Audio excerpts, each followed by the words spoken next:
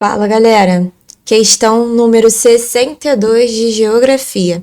Essa questão aqui é muito simples, muito fácil. A gente já mata assim de cara, mas vamos destrinchar ela. Vamos aqui para o enunciado dela. A diferença espacial entre as amplitudes térmicas registradas no texto pode ser minimizada pelo seguinte tipo de intervenção. Então, o que a gente pode fazer para diminuir o problema que o texto vai trazer para a gente? Depois de punir os cariocas com temperaturas exorbitantes e uma seca histórica, este verão fez do Rio uma cidade partida. Então tá falando aí de uma cidade dividida. Na terça-feira, a máxima registrada no Forte de Copacabana foi de a menos 27,3 graus Celsius. Em Santa Cruz, porém, ela atingiu 39,2 graus Celsius. Gente, muito calor, isso é muito quente.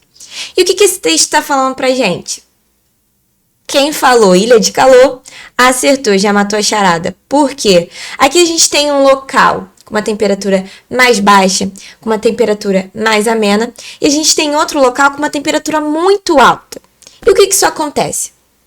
Por que isso acontece? Por conta das condições da cidade, né? A gente tem ali o foco, um bairro mais quente, porque a gente tem elementos nesse bairro que vão condicionar para que essa temperatura seja mais alta do que ao redor dele, beleza? Então vamos lá. Alternativa A.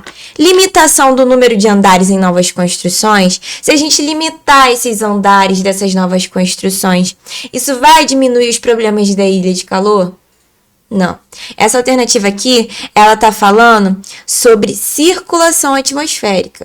Ela está falando sobre os ventos. Ela não está falando sobre a ilha de calor. Então, ela está errada. Aqui, ó, risca aqui. Letra B. Criação de áreas e corredores verdes. Sim, tá correto. A gente sabe que a arborização urbana ela é a maior aliada para diminuir a temperatura numa cidade. Então, se a gente tem a criação de áreas e corredores verdes, as árvores, essa arborização, ela vai fazer com que a temperatura na cidade seja menor, com que a temperatura na cidade seja mais agradável. Então, a alternativa correta aqui é a letra B, criação de áreas e corredores verdes. Mas vamos ver por que as outras estão erradas. Permissão da circulação de ônibus somente em bairros periféricos? Gente, somente em bairros periféricos? Não, isso aqui está errado. Então, essa alternativa aqui está errada. E a alternativa D, construção de grandes reservatórios de coletas de águas pluviais. E a alternativa E, ampliação dos sistemas de drenagens com criação de matas ciliares e urbanas. Está falando sobre drenagem, não está falando sobre temperatura. Então, as duas estão erradas.